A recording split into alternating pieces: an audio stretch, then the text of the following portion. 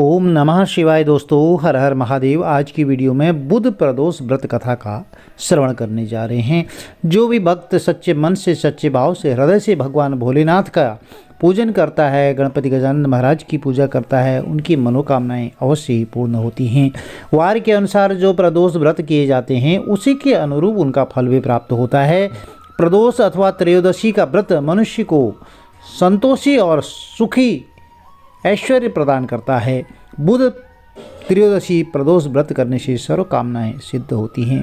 इस व्रत में हरी वस्तुओं का प्रयोग करना चाहिए, उनका दान भी करना चाहिए। भगवान की पूजा आराधना धूप दीप बेलपत्र आदि से करनी चाहिए। बुध प्रदोष व्रत की कथा बहुत ही पुण्यकारी मानी जाती है। इस दिन बुधवार की कथा सुनकर के प्रसाद आरती के बाद लेकर जाना चाहिए और बीच में प्रसाद नहीं उठ करके नहीं जाना चाहिए। कथा पूर्ण रूप से सुननी चाहिए। कोई भी कथा सच्चे मन से, हृदय से सुनते हैं तो अवश्य ही मनोकामनाओं की सिद्धि प्राप्त होती है। चलिए कथा आरंभ करते हैं। आज 7 फरवरी का दिन है और बुधवार का प्रदोष दिन है। ऐसे में प्रदोष काल के समय जरूर दीपदान शिव मंदिर में जाकर के करें। चलिए कथा आरंभ करें। बोलिए गणपति गजानन महाराज की जय, शंकर भगवान की जय। बुध प्रदोष व्रत की कथा के अनुसार एक पुरुष का नया नया विवाह हुआ था। विवाह के कुछ दिनों बाद पत्नी मायके चली गई और कुछ समय के अंतराल पर वह भी पत्नी को लेने गया। तो बुधवार को जब वह पत्नी को वो साथ लौटने लगा लेकर के, तो ससुराल वालों ने कहा कि आज बुधवार का दिन है तो आप आज के दिन गमन नहीं करते हैं, बुधवार के दिन तो आप रुक जाएं। तो वह व्यक्ति किसी प्रकार भी नहीं माना और अपनी हठधर्मिता करके बुधवार के दिन पत्नी को विदा कराकर अपने नगर को चल पड़ा। राह में उसकी पत्नी को प्यास लगी तो उसने अपने पति से कहा कि मुझे बहुत ज़ोर से प्यास लगी है। और तब वह व्यक्ति लोटा लेकर के रथ से उतरकर जल लेने चला गया।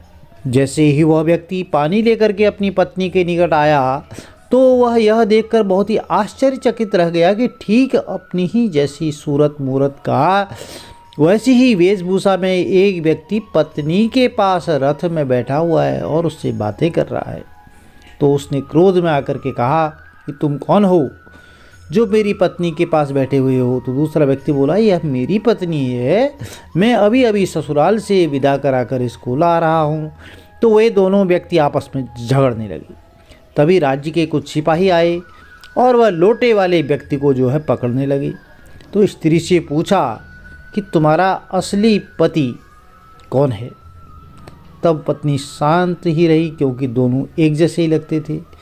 वह किसे अपना असली पति कहे। तो वह व्यक्ति ईश्वर से प्रार्थना करता हुआ बोला, हे परमेश्वर, यह तेरी क्या लीला है कि सच्चा व्यक्ति झूठा बन रहा है।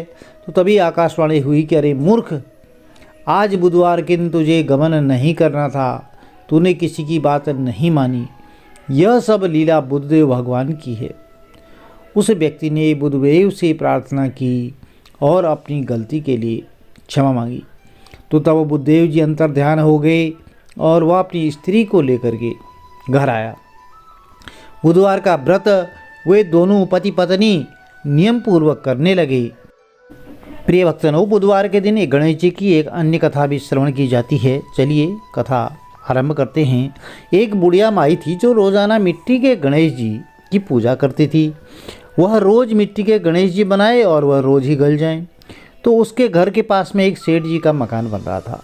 तो बुढ़िया मकान बनाने वाले कारीगरों के पास जाकर के बोली, मेरे लिए पत्थर का गणेश जी बना दो। तो मिस्त्री बोले, माई, जितने में हम तेरा पत्थर का गणेश गढ़ेंगे उतने में तो हम अपनी दीवार न छीन लेंगे।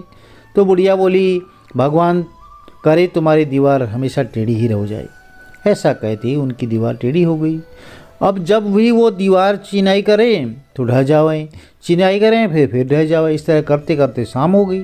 तो शाम को सेठ जी आए तो उन्होंने कहा, आज कुछ भी नहीं किया। तो कारीगर कहने लगे, एक बुढ़िया आई थी, वो कह रही थी कि मेरे लिए पत्थर का गणेश गढ़ दो, तो हमने उसका काम नहीं किया। उसने कहा कि तुम्हारी दीवार टेढ़ी हो जाएगी, तो तब से हमारी दीवार सीधी ही नहीं बन रही है। तो सेठ ने बुढ़िया को बुलवाया। तो सेठ ने कहा, माई हम तेरा सोने का गणेश गढ़ देंगे, बस तू हमारी दीवार सीधी कर दे।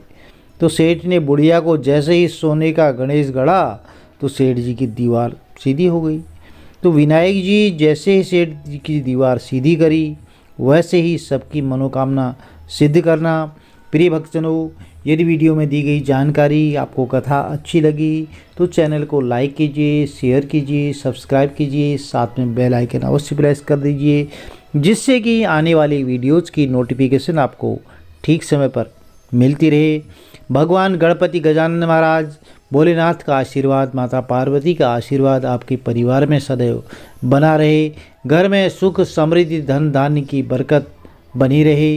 हर महादेव, जय माता दी। आपका दिन शुभ हो।